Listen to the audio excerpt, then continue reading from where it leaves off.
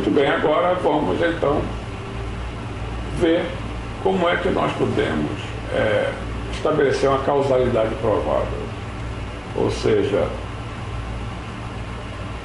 realizar uma inferência confiável sobre a possível causa de uma determinada doença ou condição clínica. Muitas vezes uma associação ela resiste a uma série de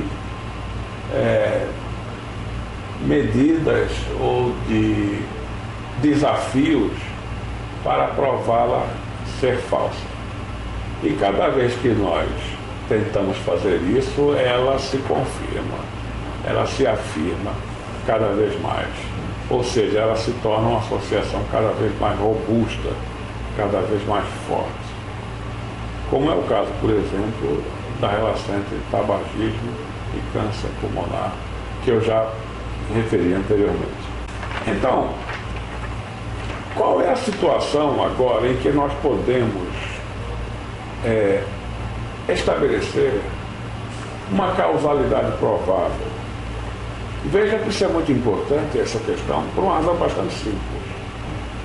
Se eu estabeleço uma causalidade provável, ou seja, se eu mostro que ela é confiável, que essa associação é confiável, né, que ela está sempre presente, né, isso me possibilita estabelecer tratamentos, políticas científicas para pesquisar novos medicamentos, novos procedimentos, medidas para melhorar a qualidade de vida dos pacientes, medidas preventivas eficazes, medidas de controle. Então é muito importante nós termos esse tipo de coisa em mente, porque é a partir disto que praticamente todas as políticas de saúde que hoje em dia nós usufruímos, e todas essas políticas que estão sendo feitas, e a pesquisa de novos medicamentos, de procedimentos, etc., estão fundamentados basicamente nisto. Então há 5 critérios importantes que eu chamo 5 pilares da causalidade provável. O primeiro pilar, o primeiro critério fundamental disso aí é que é importante que nós tenhamos uma hipótese biologicamente plausível para explicar uma possível ligação entre os dois fatos, entre a suposta causa e o efeito observado. Não precisa provar isso, como eu estou dizendo, porque essa é a parte mais difícil de ser provada. Mas se nós temos um modelo explicativo que seja razoável, que esteja de acordo com o que nós conhecemos em termos de fisiologia, farmacologia, biofísica, etc., isso é muito importante.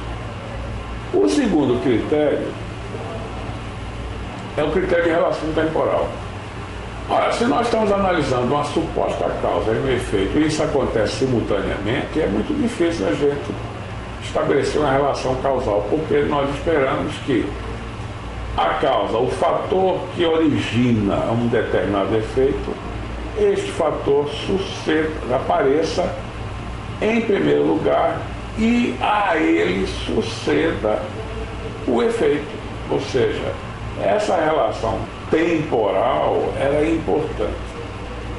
Se os dois acontecem simultaneamente, é difícil estabelecer uma relação temporal. Provavelmente são dois fatores que estão concorrendo e há uma variável presente que está causando isso e que nós não conhecemos e que não controlamos no experimento. Um outro problema com isso é a suposta causa acontecer e depois de muito tempo o efeito aparecer. Por exemplo, um efeito que vai levar anos para ocorrer. Então, se o sujeito for exposto a um indivíduo que tinha hepatite B e esse indivíduo teve um contato íntimo e 16 anos depois de estar longe, distante dessa outra pessoa, esse indivíduo apareceu com hepatite B, é muito pouco provável que ele tenha adquirido essa hepatite daquele primeiro indivíduo.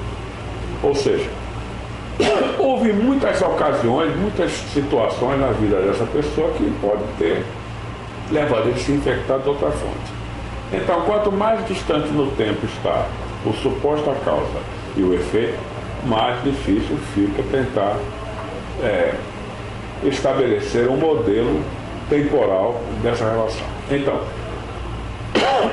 Então nós já vimos a necessidade de ter uma hipótese plausível para explicar o fenômeno, não é sem ser necessário provar, uma vez que a gente está vendo associação. Uma vez que tem uma hipótese bastante interessante, bastante enraizada, né, há uma boa chance de nós estarmos certos. O segundo foi a relação temporal, que é importante para estabelecer uma relação causal, uma relação no tempo. A terceira condição, que é muito importante, deve existir uma relação direta entre a intensidade ou a presença do efeito, da causa no meio, e a intensidade e a quantidade de pessoas que têm um efeito supostamente originário daquela causa. Esse tipo de situação é mais importante porque agora nós precisamos de controlar alguns experimentos. Isso é o que se chama de regressão, uma curva de regressão. Nós precisamos mostrar que há uma relação significativa entre dose ou intensidade ou quantidade de fatores supostamente causais e o efeito ou a intensidade dos sintomas da doença ou da quantidade de indivíduos que adquiriram essa doença no meio.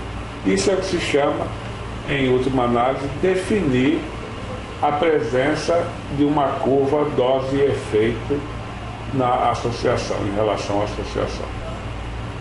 O quarto critério é que, se essa associação que nós encontramos, ela passa a ser reproduzida por outros pesquisadores, trabalhando com outras populações, em diferentes lugares, se eles chegam, todos esses resultados são semelhantes entre si, então nós temos aquilo que nós chamamos de consistência da associação.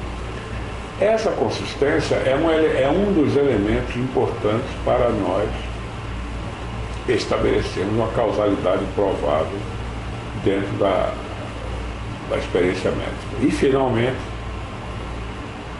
o quinto e último critério, que é um critério eminentemente epidemiológico e que diz o seguinte: se o risco relativo do indivíduo adquirir aquela doença ou aquela condição clínica for muito alto, dado que ele tenha sido exposto ao fator de risco que nós estamos supondo ser a causa, e isso em relação aos indivíduos que não foram expostos, se esse risco relativo, que é uma medida que nós só podemos determinar em estudos planejados, do tipo estudos prospectivos ou de coorte, então esse é o quinto critério a ser preenchido. Se esses 5 critérios são razoavelmente preenchidos, se há um consenso em relação a esses critérios, então nós podemos considerar que uma dada associação é uma causalidade provável. Como eu já falei, isso é muito importante para as medidas que serão a partir daí determinadas e muitas das quais economicamente custosas. Em todos esses 5 critérios, em todos esses 5 pilares que nós acabamos de falar, é muito importante que em cada um deles estejamos alerta para as possíveis interferências de variáveis confundidoras que podem induzir erros e enganos e as consequências que isso trará poderá ter um impacto econômico e na saúde coletiva da comunidade. Portanto, todas essas condições sendo preenchidas, nós temos finalmente uma causalidade provável. Causalidade provável. E desse modo, nós podemos ver agora a importância da epidemiologia clínica na estruturação da medicina moderna, da medicina atual. Eu percebo hoje em dia, por exemplo, que muita gente nega as doenças mentais, dizendo que não existe uma causa demonstrável, um marcador biológico para algumas dessas doenças. Isso é um absurdo. Porque em medicina nós não raciocinamos mais, há mais de um século, deste modo. O que interessa em medicina são as associações provadas, são as determinações de fatores de risco. É isso que guia e orienta a medicina. Dentro desse princípio, por exemplo, as doenças mentais é uma realidade trágica para a humanidade. Ela realmente existe. Então, é um absurdo que nós possamos hoje negar uma coisa que é tão evidente que todo mundo percebe, tanto em todas as diferentes culturas do mundo, em todas as épocas diferentes, etc. É isso que a epidemiologia clínica nos ensina e nos mostra, e podemos perceber como a prática e o conhecimento médico hoje é indissociável da epidemiologia clínica. E isso é apenas uma breve exposição, porque há muito mais coisas importantes isso aí, principalmente quando nós estamos desenhando procedimentos, tratamentos, pesquisando novas substâncias farmacologicamente ativas. Então, a epidemiologia é finalmente uma metodologia, hoje em dia, inseparável da medicina. Espero que vocês tenham aproveitado essa brevíssima exposição, essa fala espontânea e em caráter bastante geral sobre a questão do diagnóstico médico, da prática do tratamento e a questão filosófica que envolve toda a medicina atual. Obrigado. Obrigado, professor Portela.